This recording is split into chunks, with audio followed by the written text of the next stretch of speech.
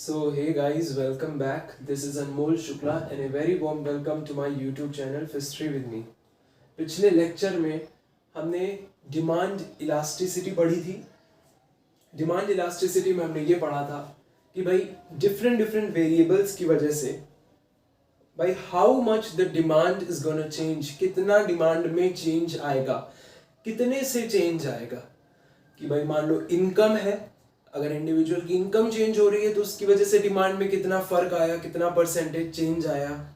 ये रिस्पॉन्सिवनेस कि कितनी क्वांटिटी डिमांडेड में चेंज आएगा because of the variables, that is what elasticity of demand is, bye how much the demand is changing.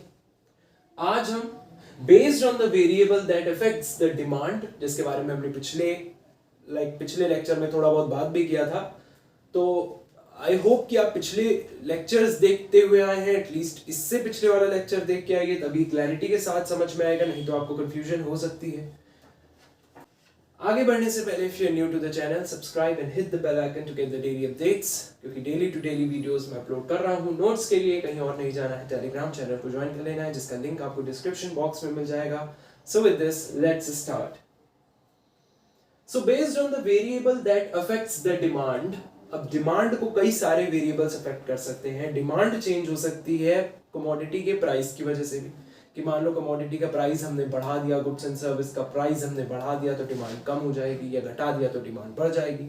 तो भाई demand में कई चीजों का अफेक्ट होता है. एडवर्टीजमेंट का अफेक्ट होता है कि भाई यही एडवर्टीजमेंट अगर तुम अमिताभ बच्चन के साथ करा रहे हो, किसी सेलिब्रिटी के साथ करा रहे हो, तो डिमांड प्रोडक्ट की बढ़ सकती है, लोग खरीद सकते हैं. वही अगर तुम किसी नॉर्मल बंदे से कराओगे तो वो नहीं खरीदेंगे. तो एडवर्टीजमेंट का भी डिमांड पर इफेक्ट पड़ता है. डिमांड का इफेक्ट पड़ता है कि भाई कॉम्पिटिटर ने अपने गुड्स का क्या प्राइस कर रखा है. भाई एक ही ब्रांड, एक ही प्रोडक्ट आजकल 10 ब्रांड्स के होते हैं. एक ही ब्रेड के 10 ब्रांड्स हैं, एक फोन 10 ब्रांड के हैं. तो बेसिकली स्मार्टफोन 10 ब्रांड के हैं, तो भाई तुम MI लोगे या तुम Realme लोगे. अब Realme वाले को अगर सेम प्राइस का MI का भी फोन है और Realme ज्यादा फीचर्स दे रहा है, तो भाई लोग Realme में जाएंगे. दैट मीन्स कि भाई प्राइस ऑफ गुड्स का, प्राइस ऑफ कॉम्पिटिटर्स गुड का भी फर्क पड़ता है ऑन डिमांड.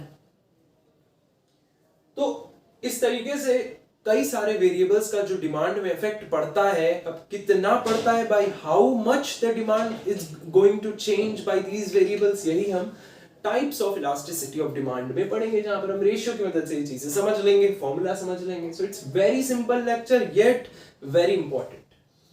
सो पहली इलास्टिसिटी जो हम पढ़ने जा रहे हैं वो है प्राइस इलास्टिसिटी. पिछले लेक्चर में मैंने आपको ये भी बताया था, चलो छोड़ो पिछले लेक्चर में, अभी बता देता हूँ.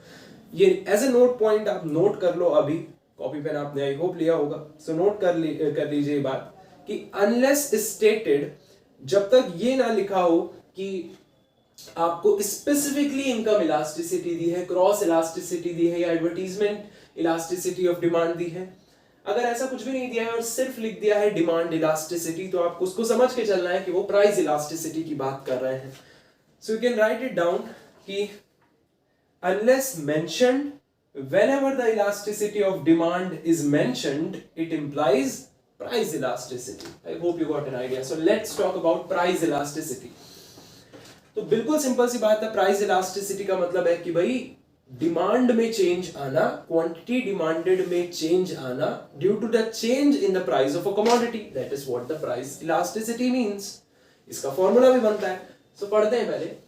So the price elasticity of demand is the response of quantity demanded to the change in price of a commodity. कि भाई किसी goods या किसी commodity के प्राइस में चेंज की वजह से क्वांटिटी डिमांडेड ने क्या रिस्पॉन्स दिया है, उसमें क्या चेंज आया है, ये हमें प्राइस इलास्टिसिटी ऑफ डिमांड बताती है.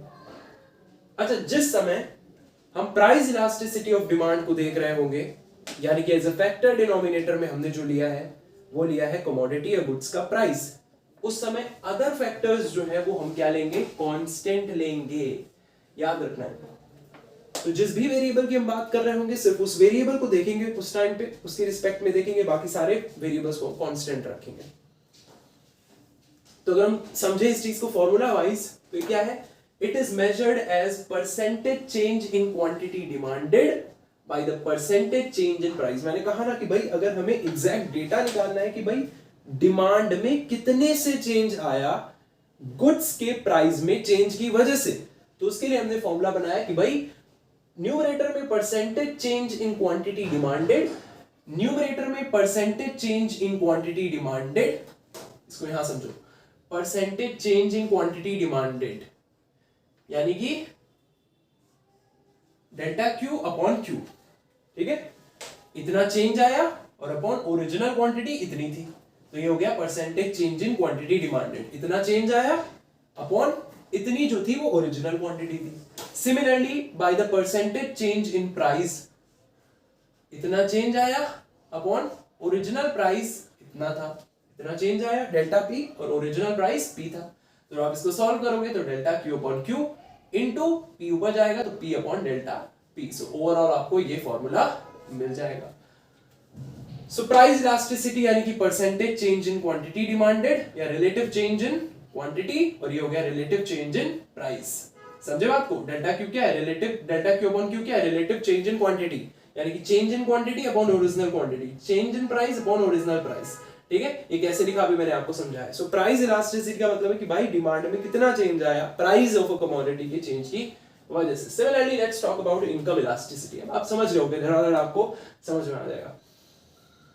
इनकम इलास्टिसिटी बिल्कुल सही, यानी कि क्वांटिटी डिमांडेड में कितना चेंज आ रहा है due to the change in the income, कि भाई लोगों की इनकम जो है बदलती रहती है, तो अगर इनकम चेंज होती रहेगी तो उसकी वजह से जो गुड्स बंदा खरीद रहा है उस पर भी फर्क आएगा। लेट्स सपोज कि इनकम बढ़ गई, काफी बढ़ गई, तो बंदा पहले चीपर गुड्स प्रेफर करता था, बट अब वो क्वालिटी गुड्स प्रेफर करेगा, वो दोस चीपर गुड्स, तो डिमांड में फर्क आएगा ना उस चीपर गुड्स की। So definitely income elasticity क्या है? Income elasticity of demand is the degree of responsiveness of the quantity demanded to the change in consumers income। की भाई कंज्यूमर की इनकम के चेंज की वजह से quantity demand of a commodity में कितना चेंज आया, ये हम देखते हैं इनकम इलास्टिसिटी में। इनकम इलास्टिसिटी को हम रिप्रेजेंट करते हैं ई बाई से। अच्छा, यहां पर भी मैंने आपको बताया है ईपी का मतलब क्या है? Price elasticity. ईपी का मतलब ई से इलास्टिसिटी, पी का प्राइस, प्राइस इलास्टिसिटी।